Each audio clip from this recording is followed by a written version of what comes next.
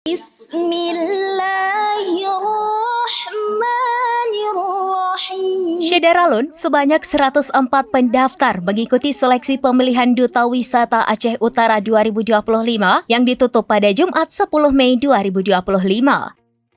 Kompetisi ini didominasi peserta perempuan atau Inong sebanyak 69 orang, sementara peserta laki-laki atau Agam berjumlah 35 orang.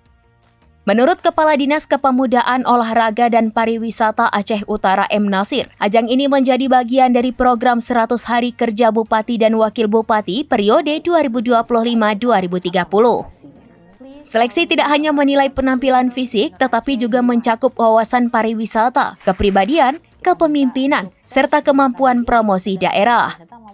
Proses seleksi diawali dengan pendaftaran daring melalui Google Form dan pengunggahan video profil. Peserta yang lulus administrasi akan menjalani verifikasi berkas, cek fisik, dan wawancara awal untuk menentukan 10 finalis. Finalis terpilih mengikuti karantina selama 4 hari dengan rangkaian kegiatan intensif. Hari pertama meliputi opening ceremony, pembekalan materi pariwisata, budaya, public speaking, hingga session ceremony. Hari kedua diisi sesi beauty class untuk peserta perempuan dan grooming class untuk peserta laki-laki, dilanjutkan presentasi promosi wisata.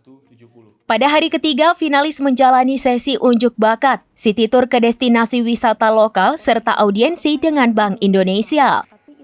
Hari keempat berfokus pada wawancara mendalam dan persiapan final. Puncak acara akan digelar dalam 1 hari penuh dengan gladi resik pagi hari dan malam penobatan. 10 finalis tampil di hadapan Dewan Juri dengan 5 terbaik menyampaikan pidato bertema Aceh Utara.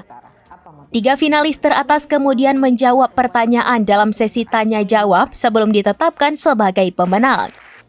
Kompetisi ini diharapkan mampu menjaring duta wisata yang berkualitas untuk mempromosikan potensi budaya dan pariwisata Aceh Utara secara lebih luas. Dan pastinya harus terus menjadi anak muda Aceh Utara yang berkualitas. Tang diseleksi tahap awal pemilihan Agam Inong Aceh Utara 2025. 170. Dari Aceh Utara, Jafarudin, serambinews.com. Download Tribun X sekarang. Menghadirkan lokal menjadi Indonesia.